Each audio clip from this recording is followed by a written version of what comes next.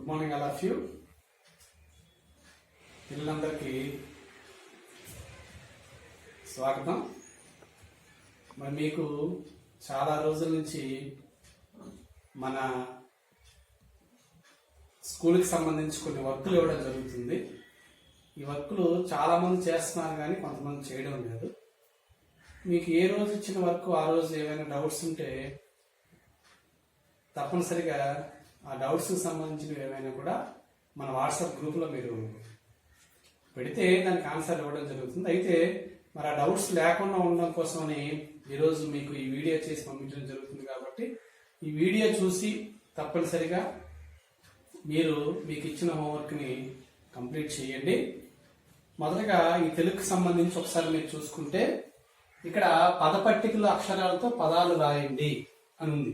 అంటే ఇక్కడ కొన్ని అక్షరాలు ఇవ్వడం జరిగింది. ఈ అక్షరాల సహాయంతో మీరు కొన్ని పదాలు తయారు చేయాలి. ఉదాహరణకి ఇక్కడ నూనె అంటే ఇక్కడ నూనె అని మీరు ఇక్కడ రాయవలసి ఉంటుంది. అలాగే చెరువు చెరువు అని ఇక్కడ రాయవలసి ఉంటుంది. అలాగే మేక మేక అని ఇక్కడ రాయవలసి ఉంటుంది. అలాగే తేలు తేలు అని ఇక్కడ రాయవలసి ఉంటుంది. ఈ రకంగా ఇక్కడ ఉండేటటువంటి అక్షరాలతో 8 పదాలు మీరు ఇక్కడ రాయాలి. అదే రకంగా ఇంకొక వర్క్ మీరు ఇక్కడ చూసుకుంటే యత్వము యత్వ దీర్ఘము ఈ పదాలకు 0 చుట్టండి రాయండి. ఉదాహరణకి వేపకాయ చేదు. ఇందులో వాక్యాత్వ దీర్ఘం ఇస్తే వే దీనికి 0 చుట్టాలి. చాక్యాత్వ దీర్ఘం ఇస్తే చే 0 చుట్టాలి. ఇందులో 2 పదాలు ఈ యత్వము యత్వ దీర్ఘంతో 2 పదాలు మనకి ఇక్కడ వచ్చాయి. ఇందులో వేపకాయ అనేది ఇక్కడ రాయాలి, చేదు అని ఇక్కడ రాయాలి. అలాగే గేదె పాలు తెలుగు. ఇందులో యత్వ దీర్ఘము గే అని ఉంది. అలాగే యత్వము దే ఉంది. దీనికి 0 చుట్టవలసి ఉంటుంది. అలాగే తే తాకేత్వం ఇస్తే తేకి 0 చుట్టాలి. అలాగే ఇక్కడ ఈ యత్వం యత్వ దీర్ఘంతో వచ్చే పదాలు గేదె తెలుగు ఇలా రాయాలి. అలాగే మిగతా కూడా ఆ రకంగా మీరు రాసుకుంటే మీకు ఈజీగా ఉంటుంది. అలాగే ఇక్కడ ఇంకొకటి చూసుకుంటే ఈ తెలుగుకి సంబంధించింది ఇంకొక వర్క్ మనకి ఇక్కడ ఇవ్వడం జరిగింది. వాక్యంలో సరైన పదం ఉంచి రాయండి అన్నారు. ఇక్కడ పలక, మీగడ, దీపాలు, కాజా, వానలు. పాప పలకపై రాసింది. ఇక్కడ రాజు డాష్ వెలిగించాడు. ఈ రాజు డాష్ వెలిగించాడు అనేది జవాబు మీద ఉంటుంది. ఒకసారి మనం జాగ్రత్తగా చూస్తే రాజు దీపాలు వెలిగించాడు అని రాయాలి. అలాగే కాకినాడ డాష్ తీయగా ఉంటుంది. ఈ ఆన్సర్ మన పైన ఉండే జవాబుల్లో ఏ జవాబు కరెక్ట్ గా సరిపోతుందో చూడాలి. కాకినాడ కాజా తీయగా ఉంటుంది అని రాయాలి. అలాగే పాల డాష్ ఎంతో రుచిగా ఉంది.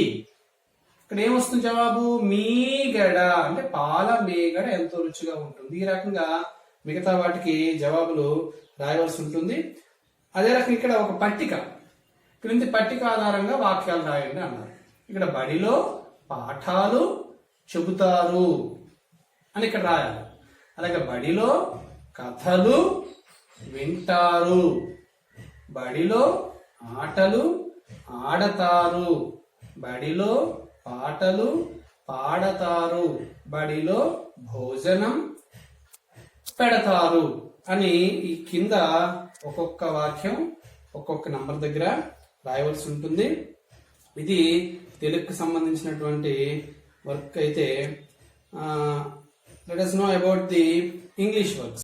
So let us know about the English works. So you look at these pictures, match the pictures with their correct words. Here some pictures is there, so you can match these pictures with the suitable words. For example, you take bat. This is a bat. So bat is belongs to which game? So bat is belong to cricket. So you match the bat with the cricket. The second one, carom.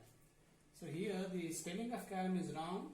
C-A-R-R-O-M, carom is the right answer. But here the spelling is C-A-R-O-M. That is carom spelling ఇక్కడ తప్పు ఉంది, ఒకసారి చూసుకోండి. Next to remaining matching కూడా ball. So this is football, chess. This is carom board. This is chess, and this is hockey. Here hockey is there. And next, observe the pictures and write the missing letters.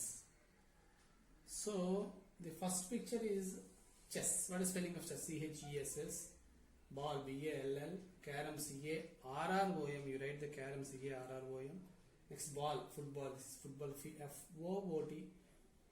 And the last picture, it is some boys are playing kabaddi. So you write kabaddi, C-A-B-B-A-D-D-I, kabaddi, like that. So this is the first exercise. And after that, what is the second one? Here you look at the question. Fill in the blanks with suitable words from the hint box. One has been done for you. So here in the box some answers is there. ఒకసారి చూడండి, ఇందులో కొన్ని answers ఇచ్చాడు.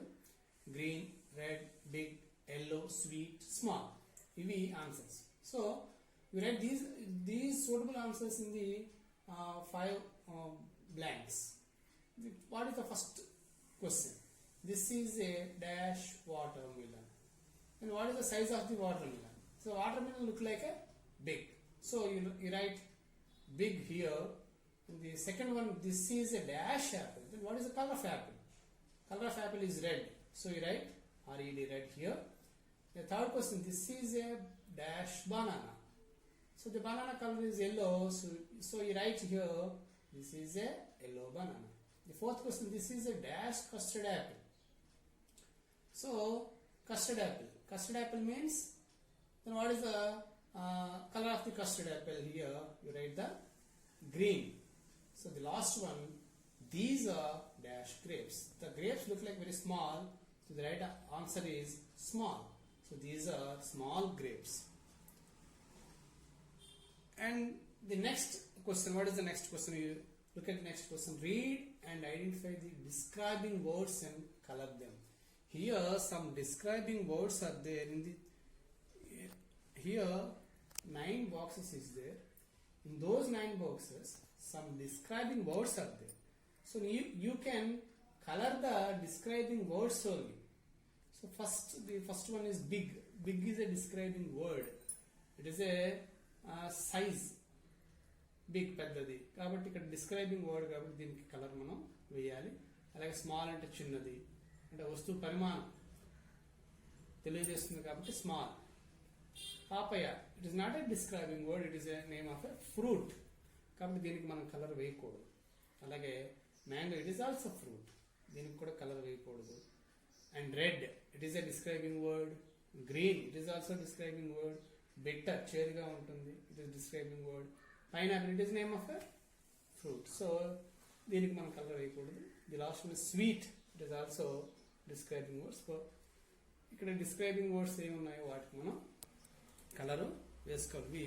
ఈ 2 ఎక్సర్సైజ్లు. ఇప్పుడు మనం maths కి సంబంధించిన వర్క్ కూడా ఒకసారి చూడండి. So let us know about the maths, because next year onwards all the schools changed into English medium schools. So English medium school గా చేంజ్ అవుతుంది కాబట్టి ఎప్పటి నుంచే మీకు ఆ మ్యాథ్స్ కూడా ఇంగ్లీష్లోనే ఇవ్వడం జరుగుతుంది. దాన్ని మీరు అబ్జర్వ్ చేసి ఇంగ్లీష్లోనే చేయాలి. ఏంటి ఇక్కడ ఫిల్ ఇన్ ది బ్లాంక్స్ అంటే ఇక్కడ ఖాళీలు పూరించమన్నాడు. 10 ఇచ్చాడు, 20. 10, 20 తర్వాత ఏం వస్తుంది? 30 వస్తుంది. అలాగే 10 తర్వాత ఖాళీ ఉంది 20. 10 after 20, 30, 40, 40 after 50, like that.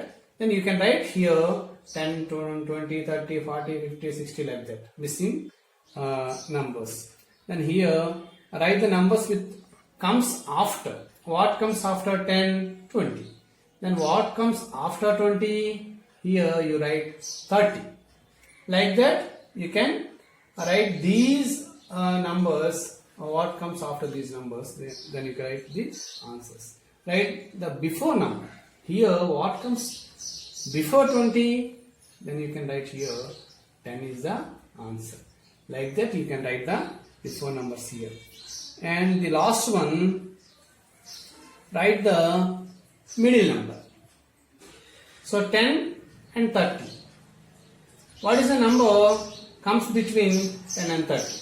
The answer is 20. అంటే 10కి 30కి మధ్యలో ఏమొస్తుంది, 30కి 50కి మధ్యలో ఏమొస్తుంది, 60కి 80కి మధ్యలో ఏమొస్తుందో ఇక్కడ మీరు ఈ ఎక్సర్సైజ్ ఆ రకంగా చేయవలసి ఉంటుంది. మరి అదే రకంగా నెక్స్ట్ మనం ఇంగ్లీష్లో ఇప్పటివరకు చాలా నంబర్స్ నేర్చుకున్నాం. రిమైనింగ్ కంటిన్యూ నంబర్స్ కూడా మనం నేర్చుకోవాలి. ఏంటంటే ఇక్కడ 61 అంటే 61 ఇక్కడ ఉంది. ఇక్కడ మీరు SIXTY 60 ONE1 అని రాయాలి.